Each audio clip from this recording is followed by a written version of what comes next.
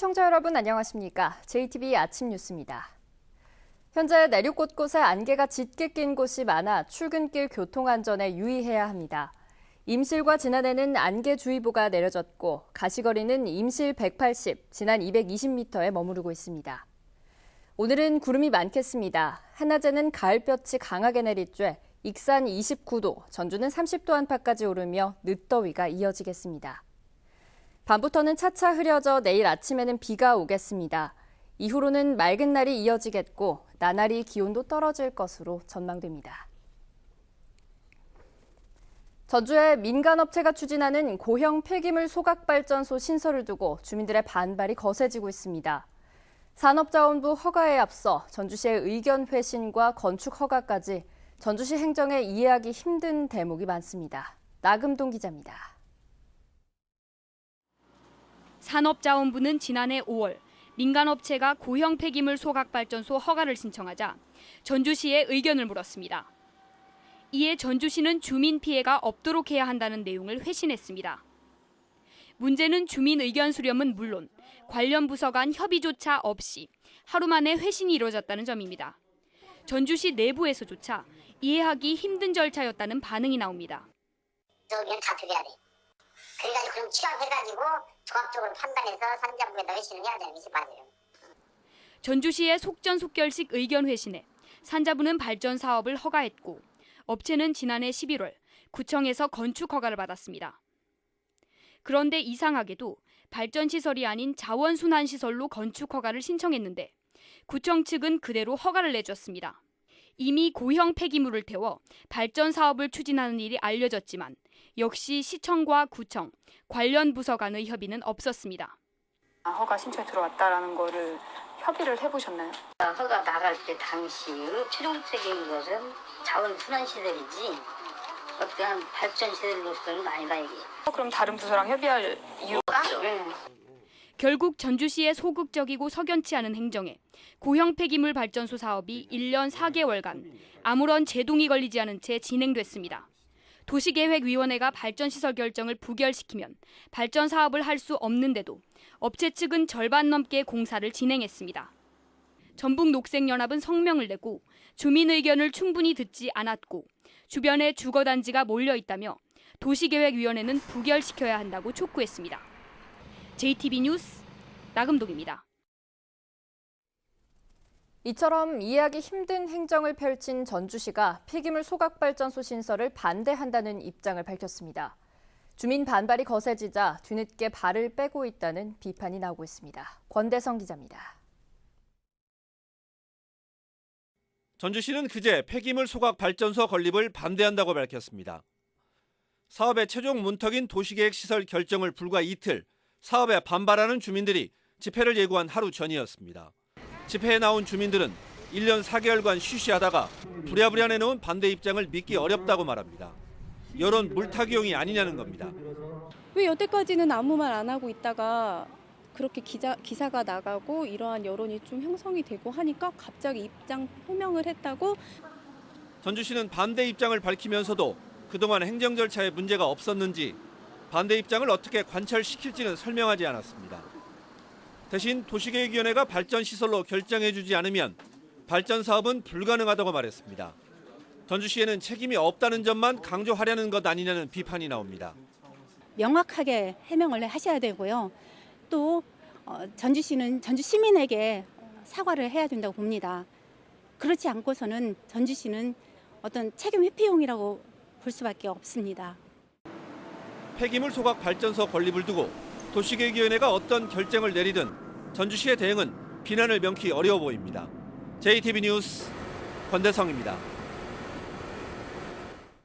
그동안 지역 출신 고등학생에 대해서만 무상급식을 해온 완주군이 내년부터 다른 지역 출신 학생들에게도 급식비를 지원하기로 했습니다.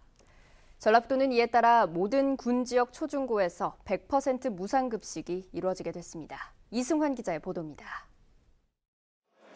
완주에 있는 한 고등학교 급식 시간입니다. 이 학교의 15%가량인 완주 출신 학생들은 무상급식을 하고 있지만 전주 등 타지 출신 학생들은 절반을 내고 있습니다.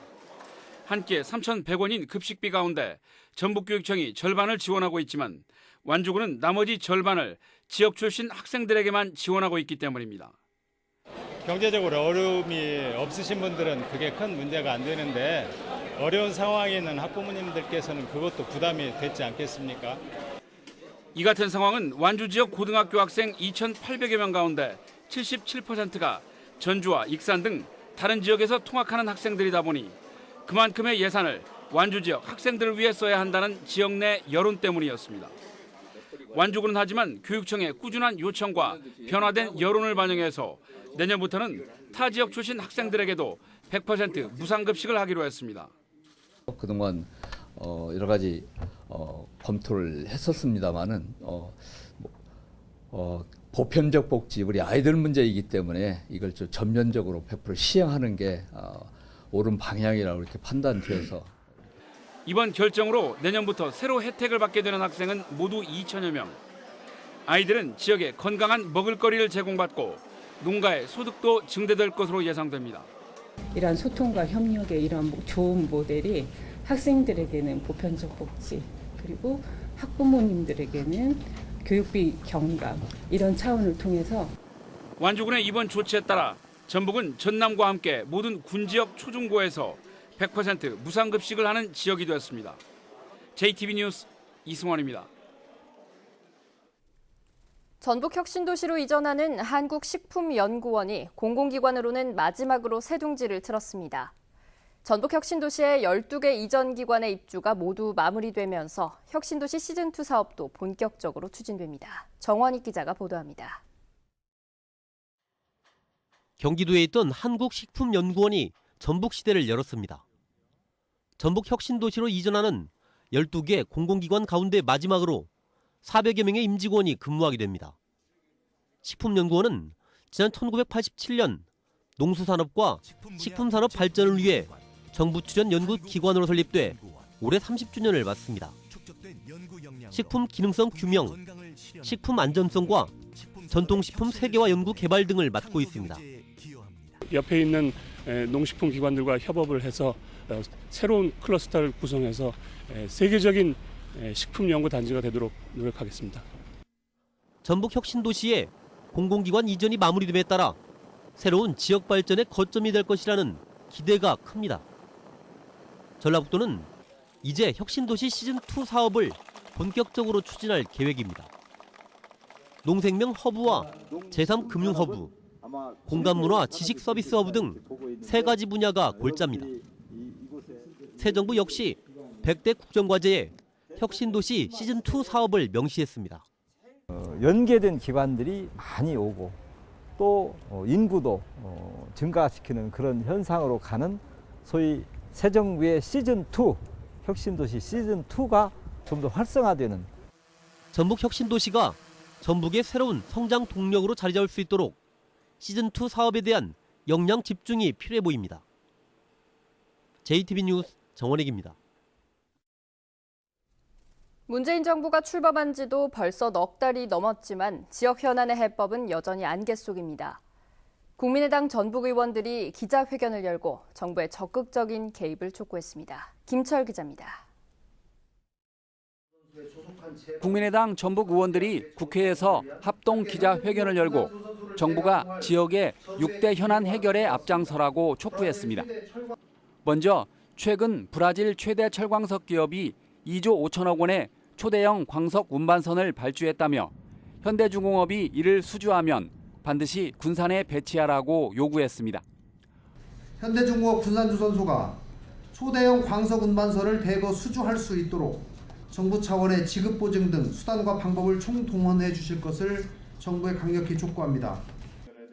농업 예산의 증액 필요성도 강조했습니다. 정부의 내년도 농림축산식품부 예산 증가율이 0.03%에 그쳤다며 이는 농업 홀대라고 주장했습니다. 국회 예산 심의 단계에서 농업 예산을 늘려 민족의 생명산업을 지키고 육성하겠습니다. 또 서남대 유지와 새만금 신항만 예산 증액, 그리고 동합기념공원과 지도권 산림치유원의 예산 편성도 정부와 민주당의 과제라고 말했습니다. 민주당 전북도당은 6대 현안 해결에 최선을 다하고 있다며 국민의당의 협치가 필요하다고 맞섰습니다. 국민의당이 지역 현안을 놓고 민주당의 분발을 촉구함에 따라 두 정당의 민심 잡기 경쟁이 치열해질 것으로 보입니다. JTB 뉴스 김철우입니다. 뛰어난 맛과 향을 자랑하는 지리산의 오미자 출하가 한창입니다. 장수군 보건의료원이 추석 연휴에 비상진료 체계를 가동합니다. 시군 소식 주혜인 기자입니다. 잘 익은 오미자가 가을 햇살 아래 보석처럼 반짝거립니다. 기온이 서늘하고 병해충이 적은 지리산 청정 지역에서 자란 덕분에 뛰어난 맛과 향을 자랑합니다. 남원시는 오미자의 부가가치를 높여 농가 소득을 더 높인다는 계획입니다. 지리산 청정 지역에서 생산된 오미자는 품질이 우수하고 당도가 좋아 소비자들이 많이 찾고 있습니다.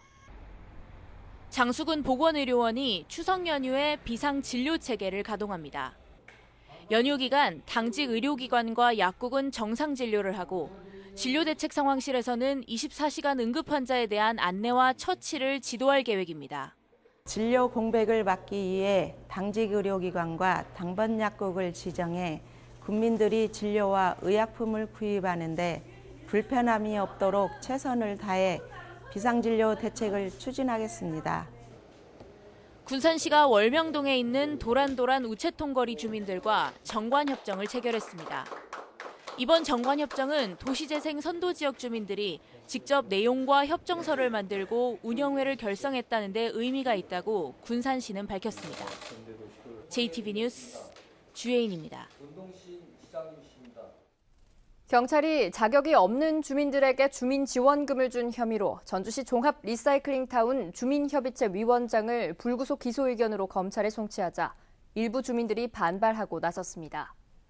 전주 종합 리사이클링타운 주민지원협의체 위원장 등 주민 10여 명은 기자회견을 갖고 정관에 따라 주민협의체 의결을 거쳐 수급 대상자로 결정된 주민들에게 지원금을 줬고 환경부 역시 이 같은 유권 해석을 내린 만큼 경찰 수사 결과를 수긍할 수 없다고 주장했습니다. 또 위원장을 고소한 인물이 오히려 지인들과 함께 위장 전입을 한 의혹이 있다며 검찰에 수사를 의뢰하겠다고 밝혔습니다. 군산 전북대병원 건립과 관련해 오는 28일 전북대병원 이사회가 열립니다. 전북대병원은 군산 전북대병원 건립 추진과 관련해 지난 4월에 실시한 타당성 재조사 용역 결과와 국고보조 상향 조정 등을 이사회에 보고할 예정입니다. 군산 전북대병원 추진 여부가 전북대병원 이사회 결정에 달려 있어 결과에 관심이 모아지고 있습니다. 전북교육청이 내년부터 도내 고등학교의 신입생 입학금을 폐지하기로 했습니다.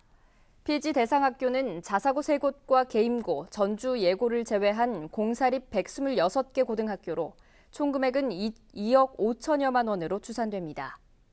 고교 입학금 폐지는 최근 전북도의회가 공식으로 제안했으며 서울과 광주 등 5개 시도는 폐지했거나 폐지를 확정한 상태입니다.